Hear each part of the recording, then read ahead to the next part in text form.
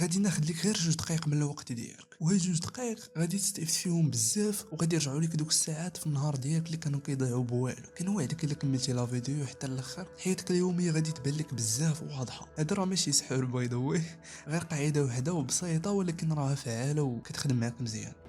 شحال من مره كتكون باغي تنظم الوقت ديالك وكدوز كتشوف فيديوهات الكتوبه نصائح وكتحمس بزاف وكتبدا تكتب المهام ديالك في شي ورقه، ولكن فاش كتجي تخدم كتلقى راسك ما فايدك بوالو دوك المهمات اللي كتبتي. السبب علاش هنايا؟ حيت عقلنا عامر بالحوايج الصغار ودوك الحوايج اللي كنبقاو ناجلو فيهم ديما، وهما السبب اللي كيخليونا نعيشوا فواحد الفوضى. وهنا كتدخل ديك القاعده الذهبيه واللي قالها لنا ديفيد إيلين في الكتاب ديالو: اي حاجه تقدر ديرها في اقل من 2 دقائق ديرها دابا وما تاجلهاش. مثلا فقتي من النعاس قاد بلاصتك راه غادي تاخذ لك اقل من 2 دقائق. شربتي شي كاس ديال القهوه مثلا غسلو دابا، يعني غادي ياخذ لك اقل من 2 دقائق. انا غادي نشرح لك علاش بالضبط هاد الحوايج بساط هما اللي كيخليو التركيز ديالنا يتشتت بزاف. مثلا فاش كتكون كتبريباري شي امتحان، كتكون خدام كتبريباري شويه، كتجيك في بالك انك نسيتي ما حطيتي الحوايج ديالك في الماكينه الصابون، اوتوماتيكمون كتقول ديك الحاجه راه غادي تاخذ لي غير 2 دقائق من الوقت ديالي، غادي نمشي نديرها دغيا ونرجع نكمل البريباراسيون. كتمشي كتحط الحوايج ديالك في الماكينه، كترجع كتبغي تكمل البريباراسيون، بوم الدماغ ديالك تشتت كيقول لك لا بارك انا ما غاديش نبريباري. داكشي علاش هاد المهام الصغار الا ما درتيهمش راه كيبقاو يتراكموا في الدماغ ديالك وكتحس براسك ديما مشغول ومقلق وما مركز، وفي الاخر ديال النهار ديالك كتقول فين مشى الوقت ديالي. السر هو هاد الحوايج اللي كتساهل بهم هما اللي كيسرطوا لك ديك الطاقه ديالك والتركيز ديالك بلا ما تحس.